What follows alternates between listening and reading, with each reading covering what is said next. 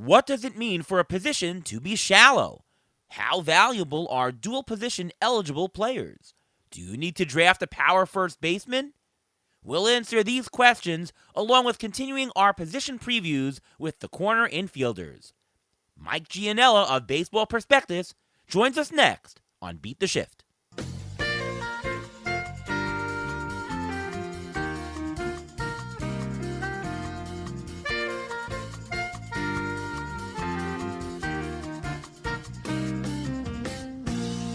And welcome to another episode of the Beat the Shift podcast. I am your host, Ariel Cohen, and with me as always is Ruben Guy. How are you, Ruben? I'm doing great. How are you doing today? I'm doing fantastic. It is cold in the Northeast here, really cold, and we got some snow for the first time in 2 years. We're gonna get a little bit more tomorrow. How are you dealing with the cold?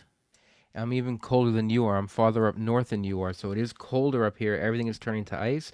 But just think about this. Only 70 days until opening day. It's crazy. I was able to, so far this winter, have a catch with my kids on the front porch like every single day. There was no snow or anything, but we have to wait a little bit now for the snow to melt. And hopefully it won't last all that long, and we'll be able to get a couple more weeks in, but you never know at this time of year, that polar vortex and all that. Oh, goodness gracious. Yep. All right, our guest today from Baseball Prospectus, you know him, Mike Gianella. Welcome, Mike. Hey, Ariel. Hey, Ruben. Nice to be on again. Likewise. Always a pleasure having you. Hope you're not freezing your butt off also. You're also in the Northeast. Yeah, I'm like in Pennsylvania, like in a Philadelphia suburb, so it's just about as cold here as it is where you are. Yeah. Well, today is our corner infield episode, and we're going to dive into some strategy of the position, some undervalued players, and we'll take a couple of your mailbag questions and answer them. So let's dive right into it. And my question to you, everyone's saying that the third base position this season is shallow. What is shallow to you, and what do you mean by that? Well, I think that it's one of those things where it's subjective, and it depends on what players you like or don't like. But, just looking at Steamer and some of the earlier projection models, it means to me that after maybe the top 8 or 10 third basemen, you can see a drop-off to the next best one. First base is deeper in that middle part of the pool, and I think that's particularly true in shallow leagues. I was looking at NFBC ADP, and that means that in deeper leagues after pick 175 or so, which is Isaac Paredes, that there's really some uncertainty with either younger players like Garcia or like Junior Caminero, or some batting average risks in Matt Chapman or Eugenio Suarez. They're not bad players. They just have some deficiencies that the first baseman, at that part of ADP don't have. Anything to add, Ruven? Yeah, it means that you want to try to avoid getting those bottom guys. So the bottom guys and the third base are not the same level as they are at first base. So you want to try to get a little bit higher up just so you're able to get that. You don't have to be the shallow. When they say shallow, it means basically you want to avoid the lower ones and try to get some of the higher ones. Yeah, that's basically the gist of it. I have a little bit of a distinction between, shallow up top and what I call narrow at the bottom. So, like, at the top, if I say a position is deep versus shallow, I'm talking about at the top. But at the bottom, of course, I think it's important to consider the bottom of the draft. I use the terms wide versus narrow to see if there's a large plethora of talent somewhere that you can get that's equivalent at the bottom or not. I think third base is both shallow and narrow. The question is, what does that tell you to do if it's shallow? Does that tell you, Mike, to take somebody at the top? Does that tell you that, well, you know what, a bottom player is a bottom player, whatever, it doesn't matter? I was thinking more with the corner infielders, since third and first base often get compared. So, for one thing, I don't want to wind up with one of these third basemen as my primary third baseman if I can avoid it. But as far as like corner infield goes, I really want to get one of those first basemen. I think the only way I'd opt for one of these lower third basemen, if I'm stolen base deficient and really need like steals at this part of the draft, I might opt for Garcia. And same thing, if I feel like I can take an average risk, I might take Chapman or Suarez. But I just don't like these contingencies. I only feel like, oh, I have to take this because I need this, and I'm giving up this. So that's really the part of the draft I'm zeroing in on, which means yes to your question, Ariel. I think that means I'm going to be trying to take one of those top 10 third basemen and looking at it that way. Let's talk a little bit about eligibility. For some of the corner infield spots, players can have dual first base, third base eligibility, maybe first base and a middle infield position, maybe first base outfield. What does it mean to you in terms of how valuable a player is more, the fact that he has that eligibility and is having any, outfield versus middle infield, is anyone more important than the other to you, Mike? Well, in some years, yes, but something I've found interesting looking at the player pool this year is there's only like two players who really have a lot of impact in terms of their potential or going off of what they did last year. That's Spencer Steer, who has lots of eligibility. He's first base, third base, outfield. And I think in some leagues, he actually is even second base eligible if you use a lower threshold. And then there's Cody Bellinger, who is first base outfield. Something that the shift change did that really I think I didn't see coming. It sort of limited a lot of the multi-positional flexibility guys. Or you're seeing like more second base, shortstop, which is pretty traditional.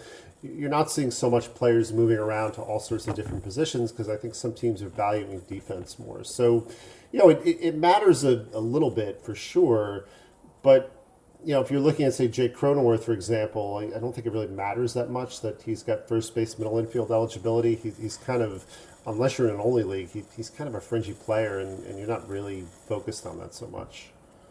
Ruvain, what about you? Much more valuable is it for you if a player has dual eligibility? Is that something that you look for? Is that like, well, if it's even, I'll just go with the dual eligible player? Like, how does it work for you? Well, when I see a player has a first base, third base eligibility, I like that a lot because that gives me more options during the draft. Because in this way, I can say, you know what, if a third baseman can fall in my lap later on that I really like, who is upside and lower down, I'll take it because I can take that gamble because I already have hopefully that third baseman, and it gives me more flexibility that way. As for the outfield guys, there aren't that many outfield eligible players also that go with first base or third base, and if they do, I don't really know if I want to play them at first base. Sometimes I'd rather play them in the outfield because just like third base we say is shallow, outfield, when you look at the waiver wire later on in the season, you're trying to find something in the outfield, it looks pretty shallow also. So having that flexibility where you can move the players around from first to third to the outfield, I think is the most important. I like it when you go to the waiver wire and, when you need a corner infield position, um, if you have a dual eligible player on your bench, then suddenly you don't need a corner. If you have a guy who's eligible corner and middle, well, then you could get either or because you can plug that person in anywhere, right? If you have guys on your bench that can go anywhere, increases your player pool from the waiver wire. So for me, it's almost more valuable come waiver wire time. And I like, especially in leagues with shallow benches, to have somebody who can fill that role because this way you only have to use one spot. Like I don't really value it up top. For players who are expensive, it doesn't really do anything. You're playing them anyways, doesn't really matter. But for players who are low down, who you're going to have to rotate, there's going to be injuries, it's more valuable to me. So I don't really have a dollar amount that I do. I mean, I guess I once calculated that it's worth about a dollar or two in Roto, and Best Ball, it's worth like $3 or $4 potentially. I don't really do that. I sort of just mentally make a note. Oh, get somebody on the roster who fits that bill, right? I don't add the value to the dollar amount to the player. I just say I want somebody. Does that make sense, Mike? Yeah, I think that makes a lot of sense as far as, if you play in like a really deep league, like an NL or AL, that makes perfect sense because you really need that flexibility in season and that can really save your team. Let's talk general player pool observations this year. Mike, what are you seeing this year as opposed to last year? What is your general observation, what general strategy on how you want to play corner infield for these upcoming drafts? So starting at first base, having Bryce Harper there makes the top of the position stronger. I mean, he gained eligibility during the season, but he wasn't draft eligible last year. But something I'm finding is there's a surprising amount of performance uncertainty and age risk, like the deeper you go. And I think the biggest surprise at first is the power that used to be automatic is no longer a given. So there's 10, like, if you're using a 20 game threshold, there were 10 first basemen who hit at least 25 home runs last year. That was the lowest total since 2013 at first base. And that's a year where the league as a whole hit about 1,200 fewer home runs than it did last year. So there's good stats at the position to be sure, and good players, but that power isn't the given that I think some people think it is. Third base looks like it gained from a raw counting stats perspective, but this is where the league context matters, and last year everything rose. So the percentage of stats at third base provided actually dropped in every category but runs. And contextually, it really dropped off in steals and average. So that's something I think you want to look at. You don't just want to look at a player's year-over-year numbers and say, "Oh, he got better." You really need to look at the context of the league at third and kind of see how that plays out. Yeah, I generally see that for corner infield, the values up top is very strong. I think the players very reliable up top. Freeman, Olsen, Harper, Alonso's pretty consistent. You have that strength up top. And there's, again, all those bargains. We see that every year, that there's some swath of corner infielders, low single digits, high single digits, low double digits, that there's just bargains available. So, I think that anywhere in the corner infield spot is a place to play. There's either a gain down low in terms of expectation versus draft price, or just stability and raw stats, reliability up top. I think that there's really no bad area to draft from. It's get what you need and get your values, period. Yeah, I mean, I generally feel that way at almost any position, like through most parts of the draft. And I do agree with first base in particular. Like in putting together my preseason ranks, like I was really surprised to see that there's a lot of portions or pockets of the draft where I feel the first basemen are going at like slightly or somewhat favorable prices compared to where I have them valued. And before we go any further, it's time for the Injury Gurus Trivia of the Week. Now, looking into getting a corner infielder, the question is exactly what stats are you going for? So I started doing a deep dive on the corner infielders, and last year, 36 corner infielders hit more than 20 home runs, 10 of them hit 30 or more. I was going to ask how many of the corner infielders went 2020 last year, but one of the mailbag questions by Scotty Barnes actually gave that answer. So my question is going to be this. How many corner infielders last year went 2010 or better? 20 home runs, 10 stolen bases. Any guesses? I'll guess 7. I'm gonna say 10. The answer is 8. Jose Okay. Ramirez, Freddie Freeman, Cody Bellinger, Spencer Steer, Christian Walker, Gunnar Henderson, Paul Goldschmidt, and Bryce Harper. All those guys went at least 2010. Now, my question to you, Mike, is this.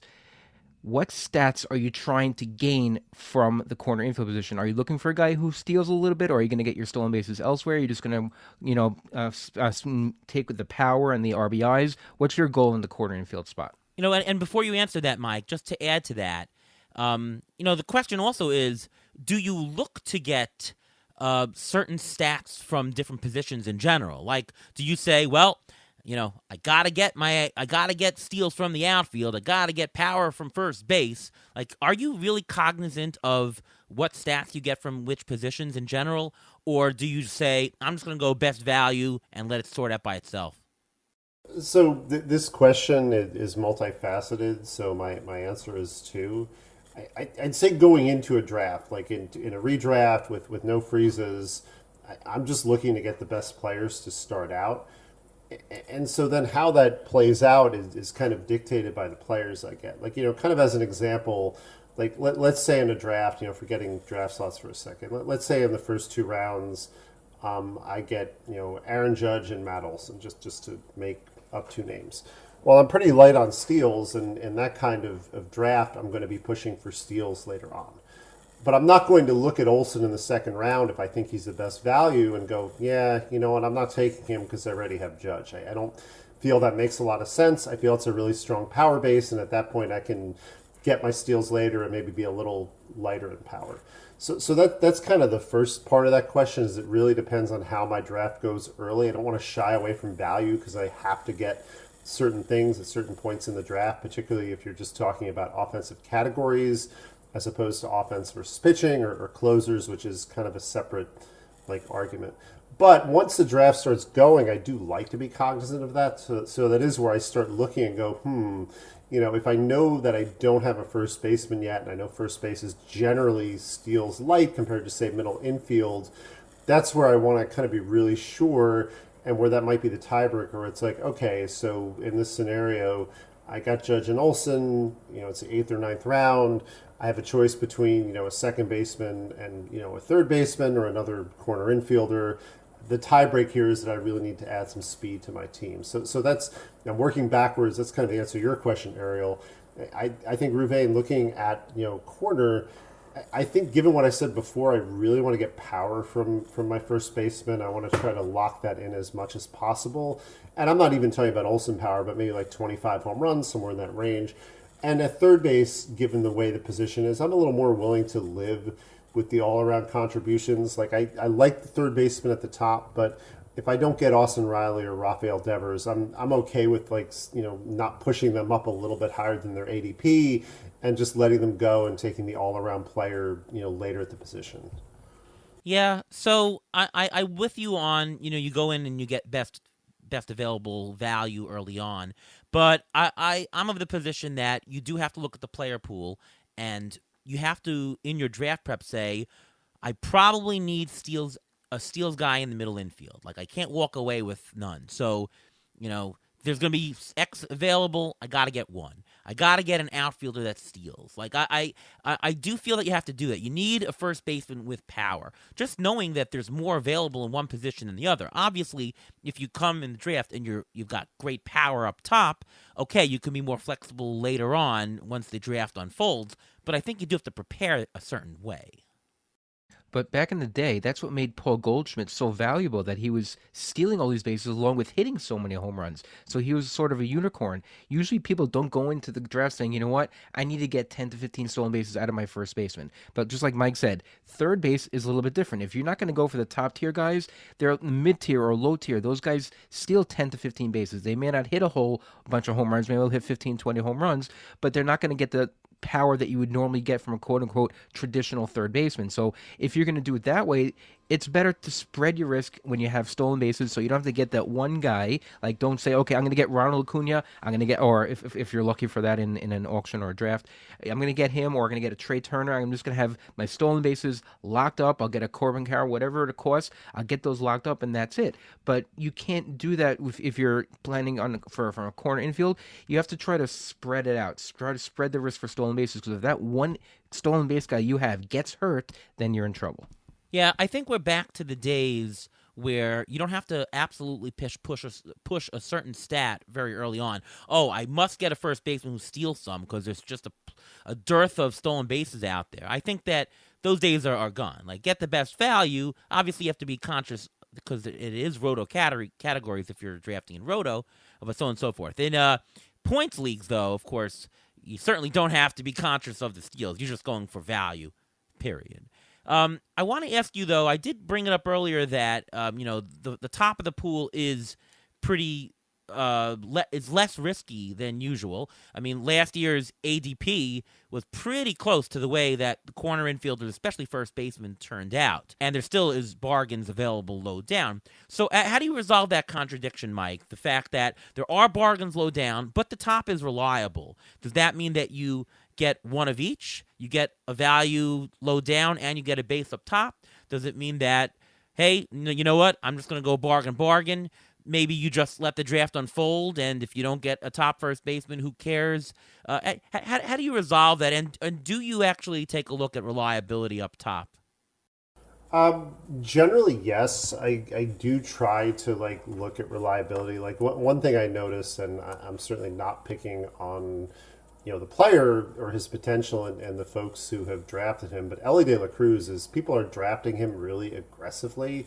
I probably won't have him anywhere just because it's one of those situations, to your point about reliability, where if you take him in the second round And this was kind of the Bobby Witt Jr. thing last year. Like I had him valued a little bit lower than everyone. I knew I wouldn't get him, and it's like, well, it kind of stinks that he outperformed my expectation, a lot of the projections. But God bless. Like you did well taking Witt where you took him. That's kind of how I feel about Cruz this year. So yes, reliability does matter. Like I don't want to get caught with somebody where it's like he's done it for half a season, or he's coming off of an injury, or I'm not sure what he's going to do. Whatever the reasoning is for the unreliability. But I don't know if it's necessarily a contradiction. One thing I look at is, you can carry two first basemen because you've got a corner infield slot, and you can even carry three if you wind up using one of your DHUT in a league with like the standard like 14 hitters. It's not like a three outfielder league or something like that. So early on, my priority is almost always value. So if the values with Freeman, Harper, Olson, Alonso early, I'm perfectly fine grabbing one of them and taking a first base bargain later. I do agree with you that almost, I said this earlier, almost every first baseman feels like he's being drafted after I have him valued. But what that tells me is I can probably pick and choose rather than push for one or two, non-elite first baseman early. Like I don't feel pressured to take a Christian Walker or, even a Paul Goldschmidt. It's like, well, if I like their price, I'm perfectly fine taking them. If not, that's fine. Something else, I think a lot of these players I think are bargains, or kind of a product of these early drafts. I've noticed that the draft champions market tends to start to correct as we get closer to opening day. Yeah, that's true. I still find that there's bargains later on, but yeah, I'm with you. You do have to see how your draft unfolds. But again, always be aware of the hot spots, where the pockets of value are, to know, okay, if I didn't get a first baseman, I'm going to get one in a certain area of the draft. Like you need to know the spots where you get certain positions. But what's very interesting though is if you look at the top third basemen that are going right now, there are like maybe four reliable ones. I mean, if you want to count Devers, Ramirez, you want to count Machado, that type of elk of third baseman. Look at the other guys who are going up top. They're either rookies or had a half a rookie season, had a full rookie season. They're going to the sophomore season. You're talking about Josh Young, Ellie De Cruz, Royce Lewis, Spencer Steer, even Jake Berger, who's going to his third year. These guys, they don't have such a big track record. So you don't know if, maybe last year was a fluke and then this year you're going to have a sophomore slump or a junior slump, something like that. So I think having the reliability up top, especially at first base, because a lot of those guys are not rookies. A lot of those guys are proven commodities. I think that makes it all that more important if you're going to get one of those younger third basemen. So let's move on to the ATC undervalued players portion of this show. That's where we take a look at players so far that ATC is showing as a potential bargain as compared to the market, pitting ADP or some. I do an auction dollar draft equivalent of ADP, so you might hear me mention he's worth X by the market. It's really the dollar equivalent, and I'm doing this right now just as a convention in 15-team mixed 5x5 roto, so essentially NFBC settings, just because I need a base to say everything. So when you hear me do terms, it'll be that kind of format. And again, we don't talk about every single player in the pool. We focus on the players that we could have a potential bargain according to ATC, and we do a deep dive to see if we truly believe ATC. Projections will come out, ATC projections next week, but these are some preliminary thoughts over here.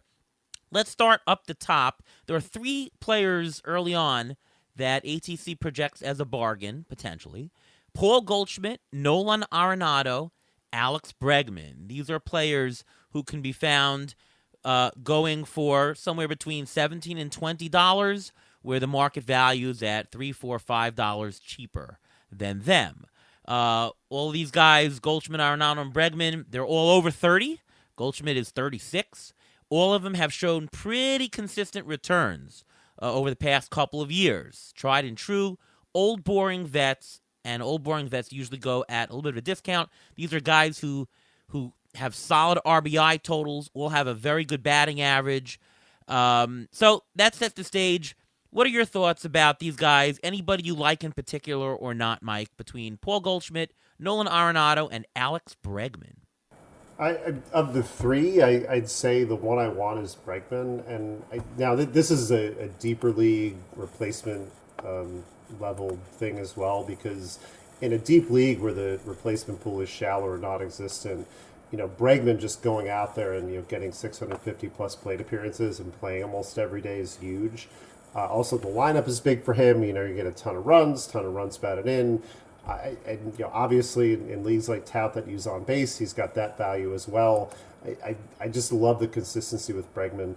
I think Arenado and Goldschmidt are fine where they are, and maybe a little undervalued. I am concerned about their ages. I think with Goldschmidt more than Arenado, but like we have seen historically, third base is just a rougher position than people think in terms of the age curve. Like when you look at third basemen who are 33, 34 older, there's a cliff for some of them, and I don't think Arenado is anywhere close to that cliff. But we've also seen, 2 of the last 3 years have, some of it is just the raw counting stats because he's out of course. But even if you look at the WRC plus, like 2 last 3 years, he's fallen off. He's still very good. He's still consistent. I still think you know what you're going to get, but you're probably looking more at like 25 home runs as opposed to 30 to 35. All right, Ruvain, what's your pick of the litter between Goldschmidt, Arenado, and Bregman? I'm actually going to agree. I think it's Bregman. Now, Paul Goldschmidt and Nolan Arenado, the metrics haven't really changed that much. Yes, Goldschmidt's going to his year 36 season, but he had his highest hit percentage last year of his career, so I'm not concerned about him. I would have no problem taking him where he's going. Arenado, a little bit more, for all the reasons that Mike just mentioned. He's a third baseman. He shouldn't be playing third base for much longer. And he's a Gold Glove for his third baseman. He didn't win it this past year. But look at Ryan Zimmerman. Same thing happened. He was good at third base, but after a while, the body starts to take a beating, and they move him to first. The problem is Paul Goldschmidt's there. So Nolan Arenado will have to continue playing at third for now, or DH, whatever it may be. Now, as for Bregman last year he had the most home runs and RBIs in a single season since 2019. He went opposite field and up the middle at a higher rate in more of his career, and he's in a contract year. That's another thing. When players I mentioned this many times on this podcast, when players are in contract years, they tend to have a little bit more incentive to do better that year. So we'll see if that same holds true for Alex Bregman. So I generally agree with that assessment. Goldschmidt is 36. He's older. I also see his strikeout rate really moving up. He was a sub 20% strikeout rate. Now it's 24% last year. Still a strong walker, but the strikeout rate is going up. Bregman has a fantastic contact rate. I mean, he struck out only 12% of the time last year. He walked 12.7% of the time. So his K minus BB is negative, which is really great for players. You usually don't see that at all, and it's been the case the last 2 years. So the floor for getting on base is pretty strong for Bregman, and still will be there. He's not the 40 homer player he was in 2019, but mid-20s. Low 20s, something around there is definitely fine with a decent average, and those runs and RBIs are really juicy. The only thing I'd say different from everybody else is that I think Arenado's ADP might drop a little bit. I think as the draft season goes on, you might see him go a little bit cheaper, and that could end up being in great territory. When I've done auctions in the past couple of years, Arenado, throwing him out semi-early has really worked well for getting a bigger bargain, and he's just, where everyone else you're getting a $2 bargain, $3 bargain, no bargain, you throw him out and you get a $4 or $5 bargain. So I can see that happening as we get closer to opening day. So just watch out for that. But Bregman is my choice between the couple. Of course, also, Bregman and Arenado are third baseman. Goldschmidt's a first baseman. I'd rather take the undervalued third baseman because there's going to be more first baseman after that. Moving on, Josh Naylor. Really interesting guy. I have him projected as a $16 player going for just $11, a theoretical $5 bargain for auction. Now, he earned $19 last year, so we're talking about some soft regression, I guess. I have him projected for a little over 20 homers, about 10 stolen bases, really nice 280 batting average with a lot of RBIs. I think this is... I prefer Josh Naylor's price to Goldschmidt. I mean, the statistics are very similar to what you're getting out of Naylor as Goldschmidt, and you're getting a huge, discount. We're talking 40 picks or whatever it is. I like Josh Naylor a lot better than Goldschmidt for the value. Your thoughts, Mike? Yeah, I like Naylor where he's going. I think the main thing with him, and there's another player in your list too, I know we'll talk about, people tend to underestimate batting average. And to some degree, I get it, and your model's correct. Like projecting someone to hit 308 like Naylor did last year is silly. But a 280 projection is really good. Like I think people might look at that and go, "Oh, that's not a big deal," but like that really matters, particularly from a regular player. I don't like the team context. I'm not really a fan of the Guardians, and I look at the bottom of that lineup, and I think that could hurt Naylor like it did last year with runs. And I don't know if I'd count on the steals. I know steals are a little difficult to predict because of the rule changes last year. I'd probably just based on Naylor's size, I'd maybe look more at like 5 to 6 than 10. But otherwise, yeah, I think he's a fine player. The playing time should go up next year as well. So yeah, he looks like a bit of a bargain to me. I think people are looking at the line last year and not the plate appearances, thinking, oh, 17 home runs, 10 steals, big deal. But yeah, he's a solid all around contributor. Yeah, I mean, sure. Maybe he only gets 7 stolen bases as opposed to 9 that I'm projecting, but I mean, he's a $5 bargain here. And by the way, as far as run production, he only had 50 runs, but he had 97 RBIs. So he is showing stuff. He should hit in the middle of the lineup. Cleveland hopefully will be better last year. I mean, Jose Ramirez suffered from that. His run production numbers were down last year. I think that was fluky. I think they'll be back to more regular levels this year. Ruvain, do you also like Josh Naylor? I do. I'm not in love with him. I wouldn't don't think I'll have him on many of my teams just because I'm not a huge fan of him. But he has a lot of upside. He's been very good his first 2 years, his first full 2 seasons. They were looking almost exactly the same. He had a difference of 3 at bats, and the stats have basically improved a little bit. His walk rate improved, his K rate improved. The 300 batting average, obviously, you can't bank on because he did have his BABIP was 30 points over his career average, so not great. But I don't know if I want him as my first baseman. I don't know if I wouldn't have a problem having my corner, but I don't know if having him as my first baseman. That's probably where I'd have him.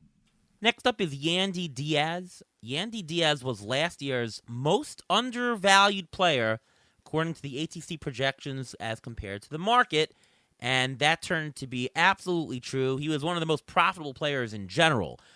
He had $26 of return value, which is well beyond what I projected.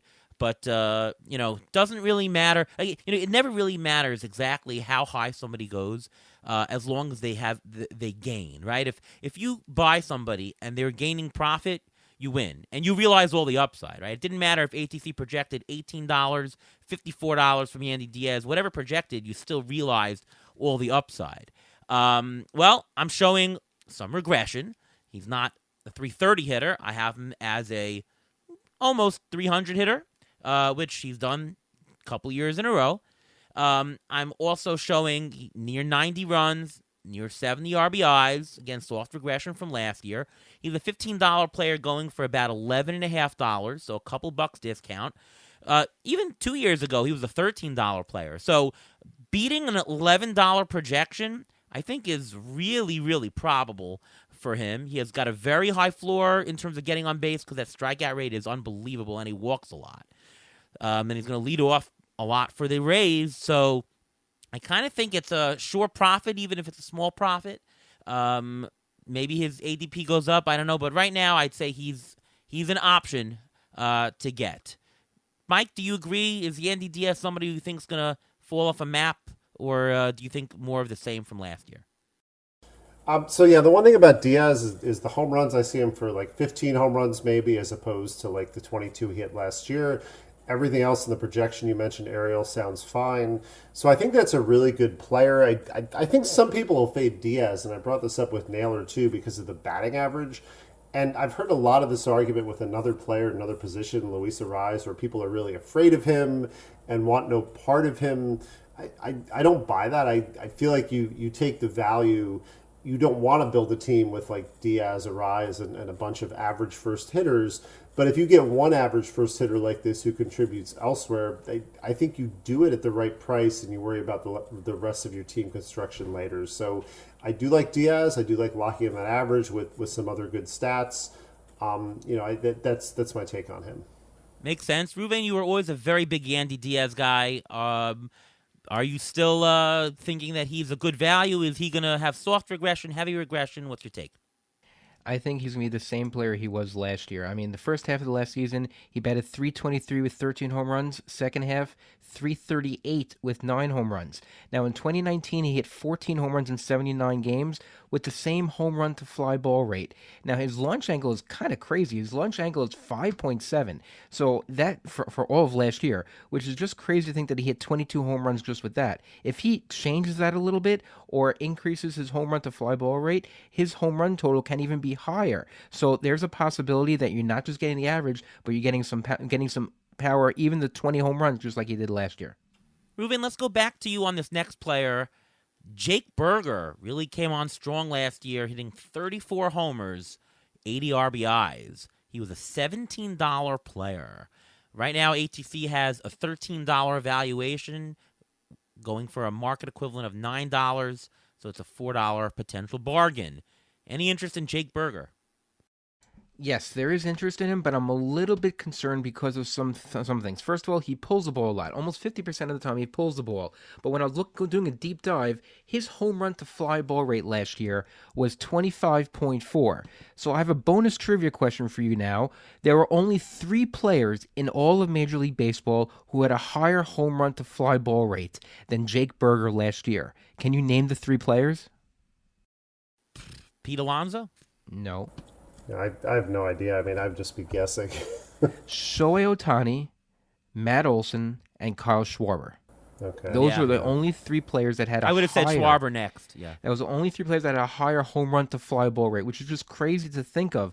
Is that sustainable? Probably not. Is he playing in a hitter-friendly park? Well, he wasn't playing in a hitter-friendly park when he was traded from the White Sox, so he's that shouldn't matter. But that home run to fly ball rate, I don't think that's sustainable. Can he hit 20 to 25 home runs? Yes. Can he hit 30? That's a little bit of a stretch because I think he was a little bit lucky last year. Mike, he only did this 1 year. Can we go by 1 year? Is he really that good? I do think though that he's not like he's not a Joey Gallo type who's going to hit 200. I think he's going to hit a solid 250 or better. So we do have a decent batting average floor for a power type guy, and I kind of think he's at least a 30 homer guy. So 30 homers, decent batting average, enough RBIs. I think there's a decent floor there. I don't think he has much upside though, but I think his ability to come close is good, and his ATC inter SD is pretty tight. So projections are pretty much in line that this guy is about a 30 home run guy. What say you? Which is weird for a player who he almost was like one player with the White Sox and then a completely different player with Miami in terms of like what he did. He was a bad average player with the White Sox, a great average player with Miami, and there are all these other, he struck out a lot less with the Marlins. I believe, but I also, to me, the breakout looked real. I just want to be cautious about overpaying based on those 2 months with the Marlins, because I think that elevated him to a level I don't expect. I'm kind of expecting maybe 240. I agree with you, he's not a Joey Gallo type, but I also see some batting average slippage coming. And I'm probably looking at like 25 to 30 home runs. So I'm probably more with Ruvain on this one, where I like Berger, but I'm not expecting a step to another level, and I could see a little bit of regression coming this year as well. Well, the market is projecting him down, and at third baseman, he's going in the late in the 11th round. Even if you take your statistics, he's still a slight bargain. So, I think it's more safe than you think. But yeah, you're right. I'm not super thrilled by him. But again, it's third baseman with a lot of power, middle of the draft. That's not the worst thing. And if your team really needs a little boost of power and you have enough average, I think it's an okay buy. Next guy, Alec Boehm, who was on this list last year. Well, he was a $19 player last year. He was a $16 player the year before. I'm projecting a little bit of regression down to a $13 player. He's only going for 8. He's also going in that 11th round, same area as Jake Berger. I kind of like him a lot better than Berger. That batting average is superb. He's hit over 274 2 years in a row. His power, I think he could be a 20 home run guy again, but I'm projecting soft regression to 17. The RBIs are going to be really high because he plays in a good park, in a very good lineup. I don't see really much dink here. And look at his contact rate, 15%. Sorry, strikeout rate, 15%, 85% contact rate. That's pretty good for a high floor. I think Alec Boehm is very interesting. I like him better than Jake Berger, and he qualifies at first and third if that means anything to people. What's your take, Mike? Alec Boehm, any interest? Yeah, I actually like Bohm a lot. Now, there's something interesting about him, though. In the last part of the season, last couple months, he actually changed his approach. He actually was trying to hit for more power, and he did relative to kind of what he's done in the past. And I'm not suggesting he's going to go out and hit 35 to 40 home runs, but I think he could take another step forward in power based on what he did. It might come with a bit of a loss of that batting average, which you were talking about. But what's really interesting is that even though he hit like 10 home runs in his last like 230 plate appearances or so, his strikeout rate was 13%. So when I say he sold out for power, it's not like he was swinging at everything. I think he was he had a concentrated approach where he's trying to hit home runs, take advantage of the park he plays in. So yeah, I like Bohm a lot. Another thing I like about him, it's something. It's kind of an old chestnut. It's that age, 26 with experience. Now, Bohm will be 27, but I think some people look at what he did the first couple of years and thought, this is who he is. He's experienced, but players take steps forward, and I see another step forward for Bohm. To your point, great park, great team context. I think there's a lot to like here, and even if he just goes out and does what he did last year, regresses a little, you are right. There's a bargain still to be had in Bohm. I mean, he was almost a $20 player last year, and you're getting him under about $8. I mean, even if he stays the same, regresses a little, it's a huge profit. And you're right, I could see some growth. So I think there's a lot more upside, and I think the probability of him beating his draft price as it currently sits is high. Ruvain, we've talked about Bohm. He was on our list last year. We liked him. We had him in a couple leagues. Do you share my sentiment? I think he's one of the guys I like the most on this list based on where he's going. Now, he had hit a career low in BABIP last year, and he was tied for the third most grounded into double plays last year. But that together with his walk rate staying the same, his K rate has gone down almost every year. I think there is room for improvement. Just think about that. He grounded into 23 double plays last year. If those balls get through the infield and he has hits instead, his numbers would be so much higher and his price would be so much more inflated. So I like him where he is, and I want him to stay there because I want him. Here comes the biggest projected corner infield versus market on that I have here. Nate Lowe. Nate Lowe was a $15 player last year with 89 runs, 82 RBIs, 17 homers. The year before that, he was a $24 player when he hit 27 homers and batted over 300. And I'm projecting him somewhere in between, $12.50 player. I mean, the value regresses, but the homers stay about there. Soft regression on the runs and RBIs. He's going at pick 209, the 14th round. That's a huge, huge, huge bargain. Essentially, it's very close to what you're getting out of Alec Boehm, who I like, and you're getting 40 picks later than even Boehm. Sure, he doesn't have that contact rate that Boehm does, but again, you're saving 40 picks for him. I mean, I think that this value is he's been a $13 player more the last 3 years in a row, and he's going for just 5. I mean, this is a market that's completely mispricing him. Am I off here, Mike? I mean, isn't he totally mispriced by the market? And by the way, he has amazing risk factors. He has what I call triple risk metrics, where the projections are tight. It's actually negatively skewed, so there's one projection that's low, so you can forget that. And he's somewhat spread pretty well in the categories all around. So, what am I missing here, Mike? Well, so this is what's funny about a player like Lowe. I don't think you're missing anything. I think what people are doing is they're looking too much at 2022. They're saying, "Oh, that was a great year. He fell off," and they're like, "Well, if he does that again in 2020, if he repeats 2023, he's a disappointment. I think similarly to Bohm, what's happening, people are overemphasizing one category, and that category is home runs. They're looking at corner infield and they're going, oh, if this player isn't going to come close to hitting 30 home runs, I don't want any part of him. I think the other piece of it too is that what's happening, that there's people are slotting in their drafts, or they're tiering, and they're saying, okay, I need my first baseman, I need my, pitcher, I need this, I need that.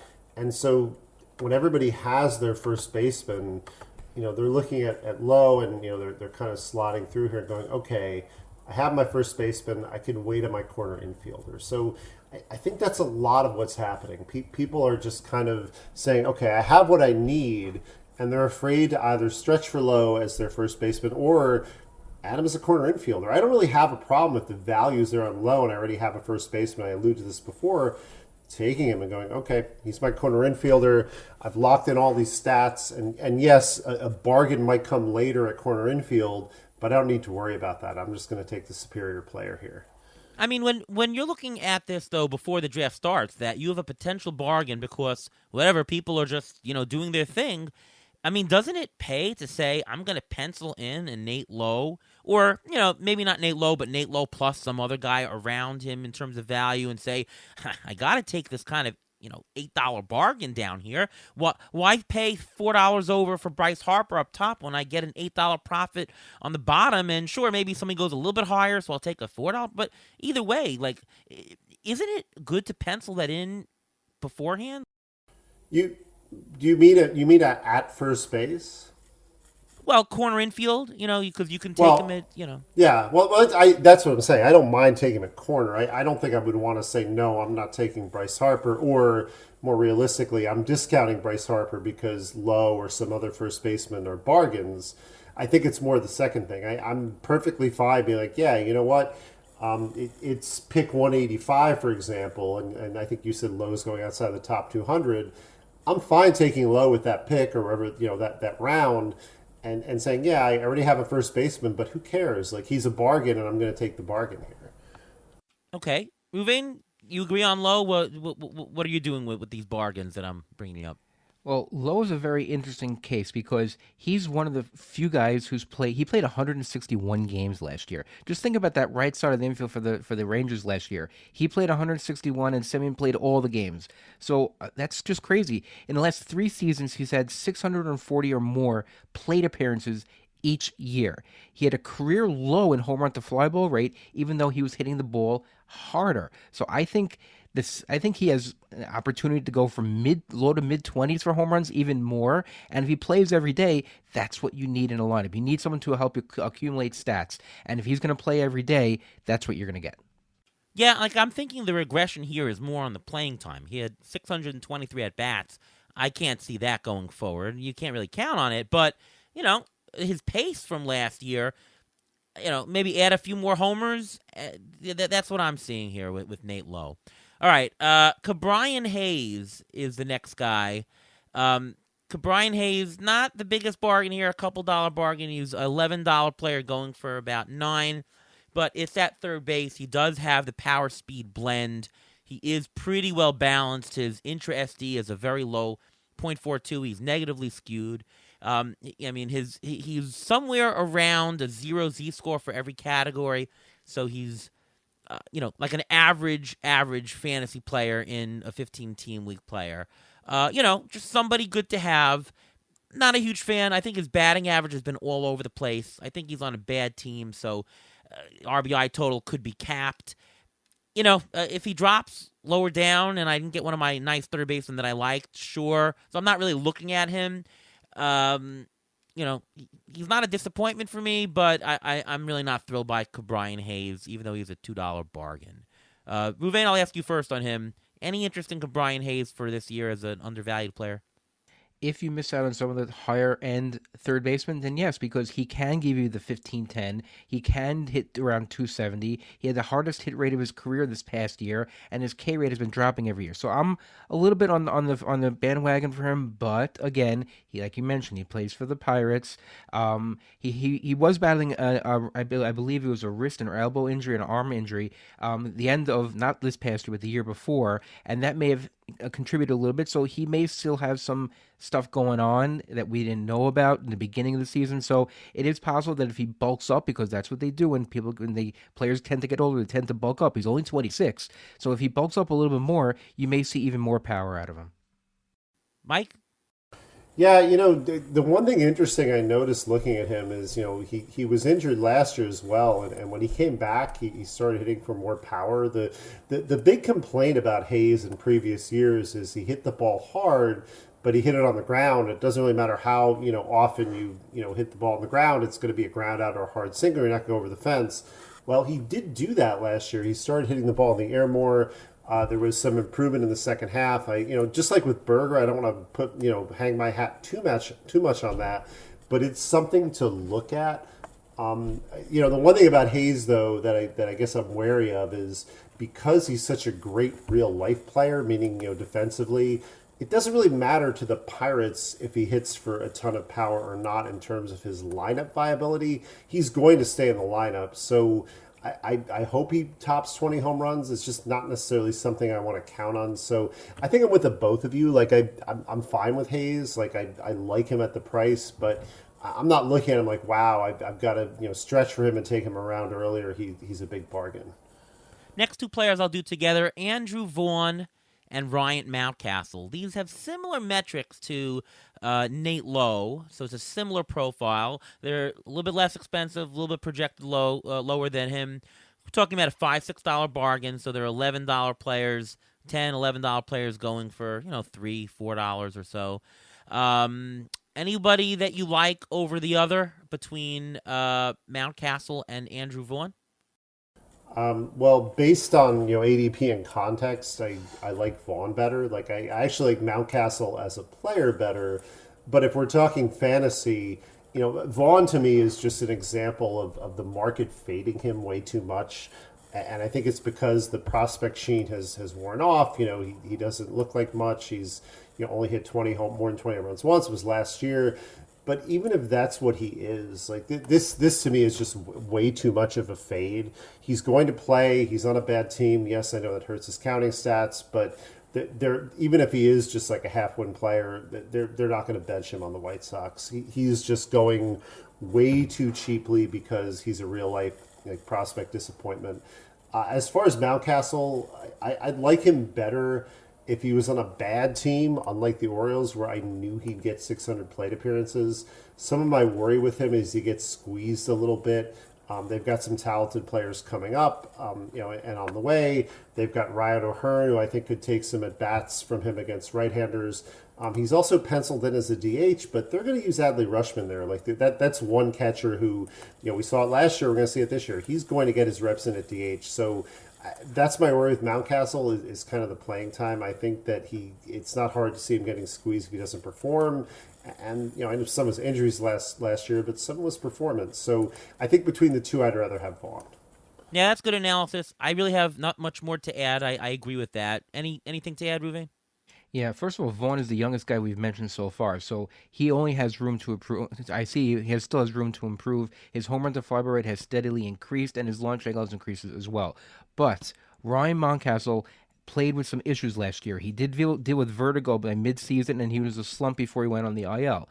When he came back, after that was taken care of, the second half of the season, he batted .322, 7 homers, 28 RBIs in 54 games. But I took a look at the spray chart from Mountcastle from this year to prior years in Camden Yards. They changed the fences a little bit, and just by the naked eye, I noticed that Mountcastle did lose a few, more than a handful of home runs because of the new dimensions in the stadium. So when you talk about whether the stadium's changed people or not, for Mountcastle, I think it did.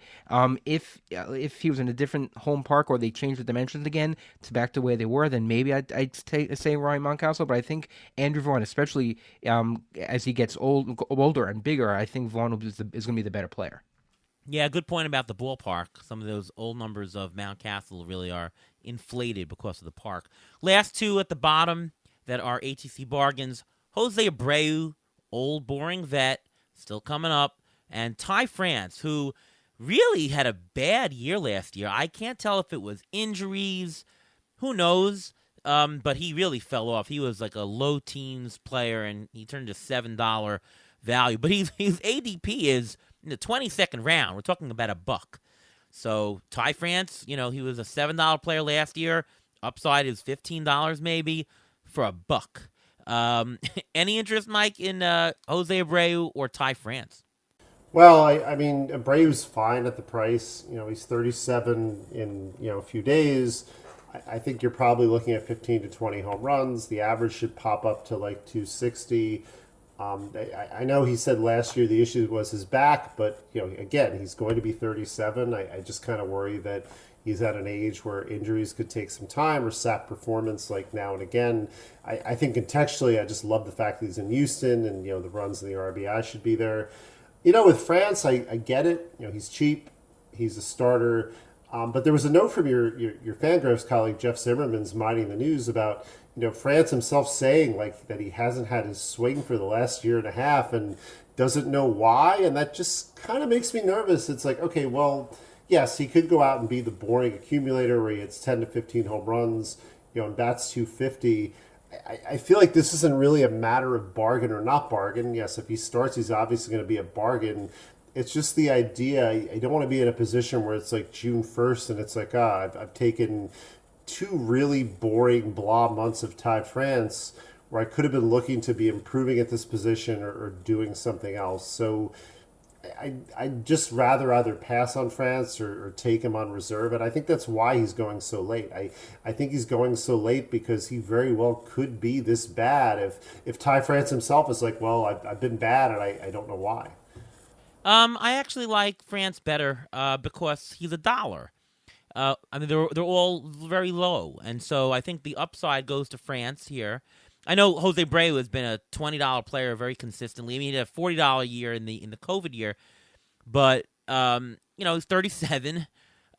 France again, maybe it's injury. If I think it's injury and it's $1, there you go. And you can play him, and I don't think you have to wait 2 months if he doesn't start out. Throw him away and play somebody else. Now, there might be somebody I like better than Ty France for $1, but between those two, I think I do like Ty France. The other thing I want to mention, though, is I really don't want to pick Jose Abreu on my team. The batting average, I don't know where it's going to be. Homers, I don't know he's going to get to 20 homers again. I mean, he hasn't been over 8. He had 18 last year, 15 the year before in 600 at-bats.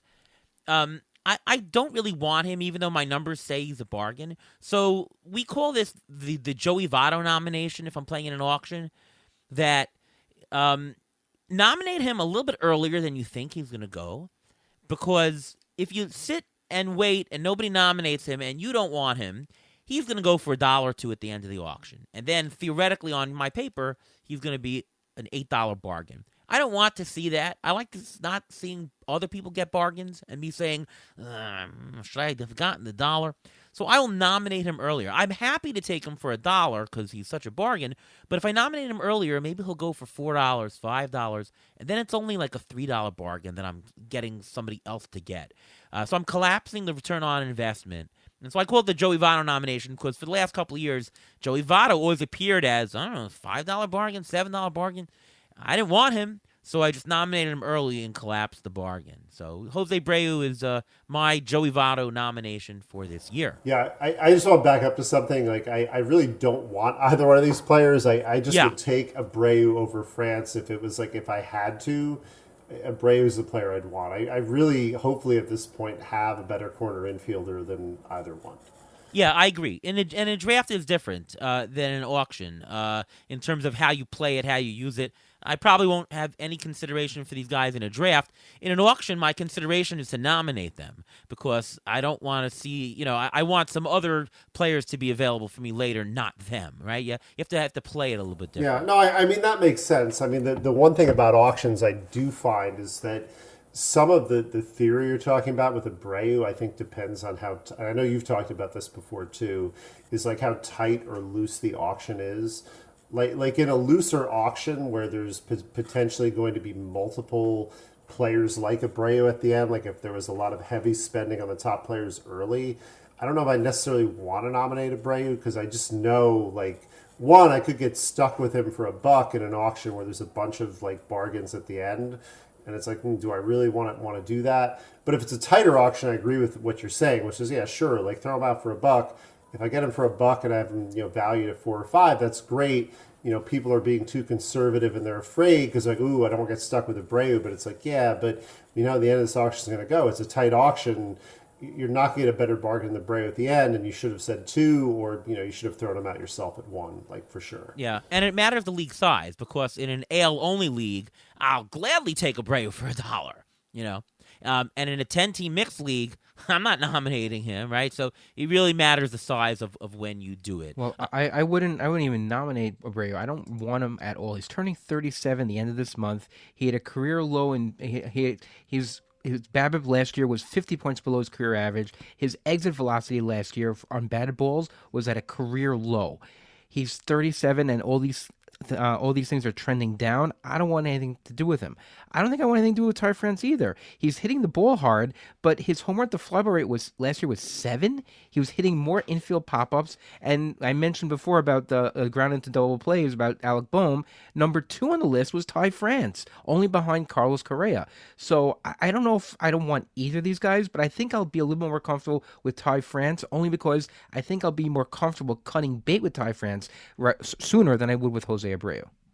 Okay, a couple of quick mailbag questions. We mentioned before, Scotty Barnes asks, Freeman, Bellinger, and J-Ram were the only 3 corner infielders with 20 homers and 20 stolen bases in 2023. How many corners do you project to do that in 2024? And who ATC projections right now have 2 with 2020?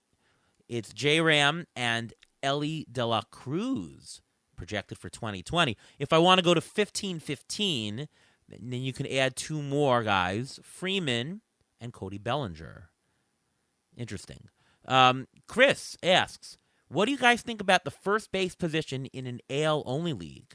It seems remarkably thin at the top of the ranks, and I don't put any stock in the ranks I'm seeing. So that's question 1 he has. AL-only first base, really, really thin. I mean, Vlad Jr. is probably the best guy, and then is it like Josh Naylor and Yandy Diaz? What are you seeing, Mike, in an AL-only league? Well, I kind of agree, although I would say like 2 players I like for growth this year are Tristan Casas and Spencer Torkelson. My colleague Robert Orr had a great column in August about Torkelson's growth and what he was doing, and of course, Robert's so good that Torkelson went out and actually like did the things that Robert Orr was talking about. So I think we could see, an improvement on Torque, particularly in the batting average, because of some of the approach things he's done. On Casas, I'm a little bit worried about his shoulder, injury late in the season, but a lot of his numbers are dragged down by a bad April. So yeah, like first base is thin, but those 2 players I think, should make things better. And even Vinny Pasquantino, no, I don't think he's going to, be as lofty as some of the expectations we're heading into 2023. But if he's healthy, he's going to give the position some additional depth. Yeah, and the second question is Vlad Jr. better than Vinny P in a Roto League? Ruvain, I have to think that Vlad Jr. is better than Vinny P. Yes. And to answer the first part of the question a little bit more, this is where Ryan Mountcastle and Andrew Vaughn would play, and I think I'd be pretty comfortable getting one of those guys than overpaying for like a Vinny P or something, or another player like that at first. Of course, Vinny Pasquantino was on the 100th episode of the Beat the Shift podcast here, so we're rooting for Vinny, right? We're Vinny fans here.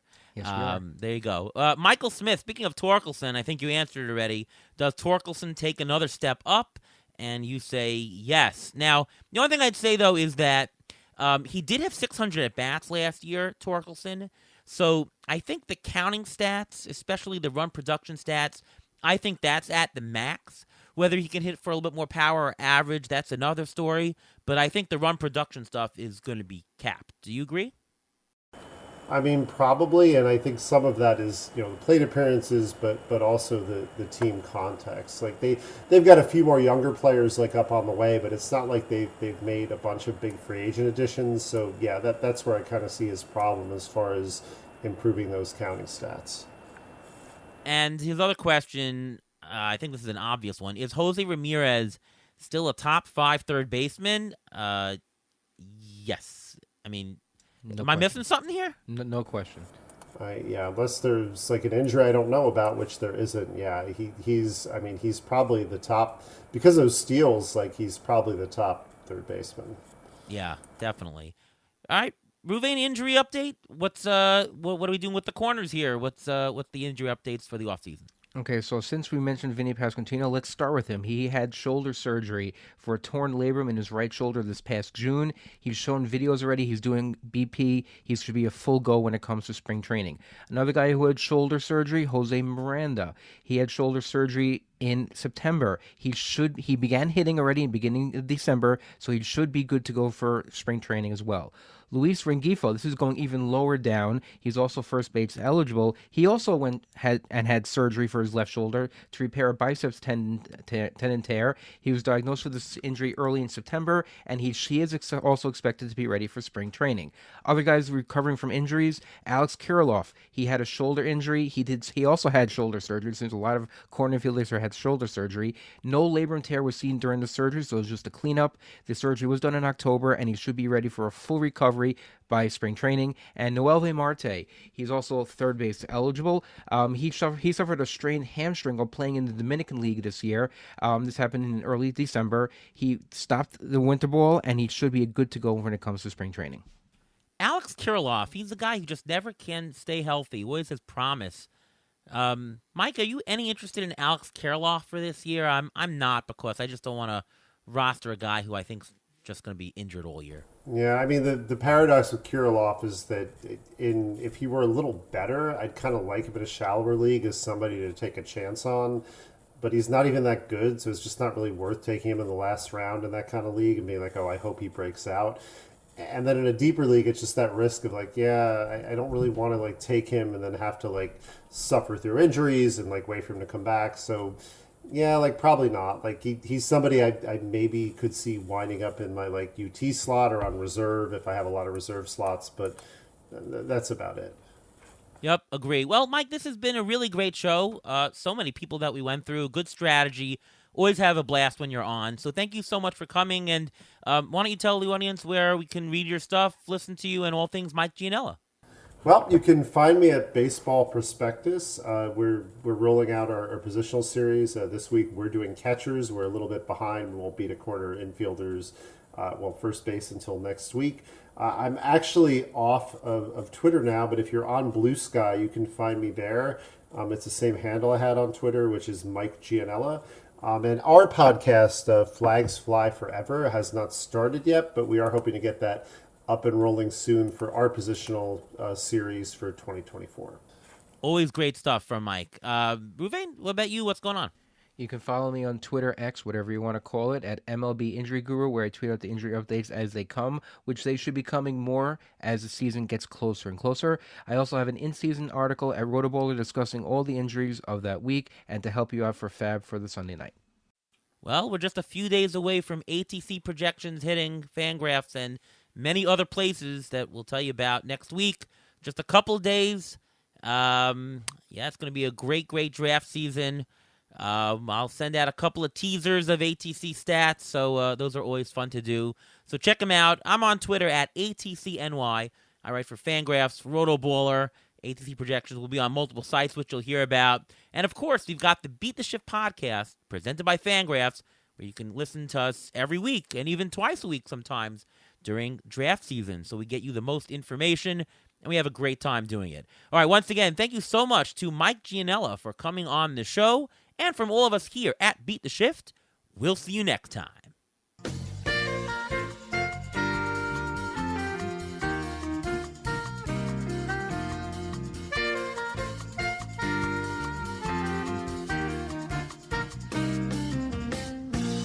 Thanks for listening to the Beat the Shift podcast presented by Fangraphs. Follow us on Twitter at beat_shift_pod.